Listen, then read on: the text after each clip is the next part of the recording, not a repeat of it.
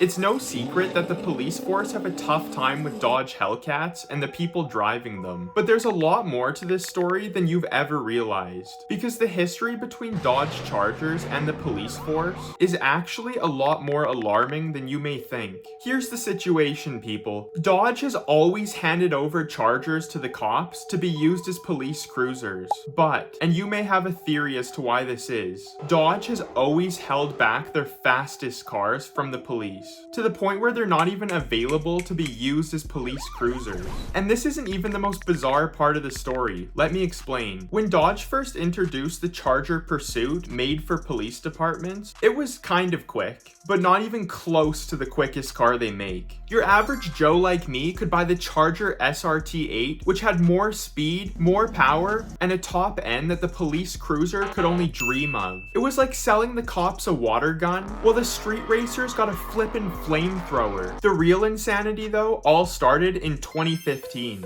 Firstly, Dodge drops the infamous SRT Hellcat. Suddenly the gap between the cops and the speed racer people was wider than it ever been before. It was impossible for the police to catch up to these things. 707 horsepower with a top speed of 200 miles per hour. That was the Dodge Hellcat. And the best part, you didn't need to be a professional drop shipper or a course seller to afford one of these things. In the wrong hands, the Hellcat became a nightmare for the police. And trust me, it ended up in the wrong hands. Imagine this. The police cruiser tops out at 150 miles per hour. Hellcats could hit that speed faster than a Cybertruck gets rusty in the rain. Police chases ended with spike strips, wrecked police cars, and most often, the chase just being called off entirely. Officers were afraid of this beast. That's why it's called the Hellcat. And officers admitted it themselves, with some departments even creating policies to not pursue Hellcats when they run.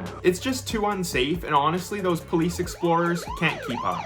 Remember when I said this entire situation gets really weird? Well, here's the insane part. The Texas Police Department went to great lengths to get granted permission to use a Hellcat as a police cruiser. They had gotten sick of being smoked by these 1,000 horsepower, highly modified hell critters. So here's what they did. After catching this famous criminal dude who drove an 1,100 horsepower Hellcat red-eye wide body, geez, that's a mouthful, they decided to take the car itself to court. That's right, the Texas Police Department got a judge ruling to use and convert this ex-criminal's whip to one of their very own cute little police cruisers with the flashy lights on the top. If you're in Texas, you might just spot the world's only 1,000 horsepower police car terrorizing the streets in a law-abiding and wholesome way, besides that Bugatti Veyron in Dubai. From the SRT8 to the Hellcat, Dodge built a car that turned into the ultimate street racer machine. A car so fast, even the people sworn to stop it were left behind. And the Hellcat isn't the only one, because there's so many cars out there that the police have admitted they just can't catch. But I think the Dodge Hellcat has the funniest story of them all. Dodge didn't even give the cops their fastest cars. What the heck? Thanks so much for watching. Please like and subscribe, and I'll see you in the next one.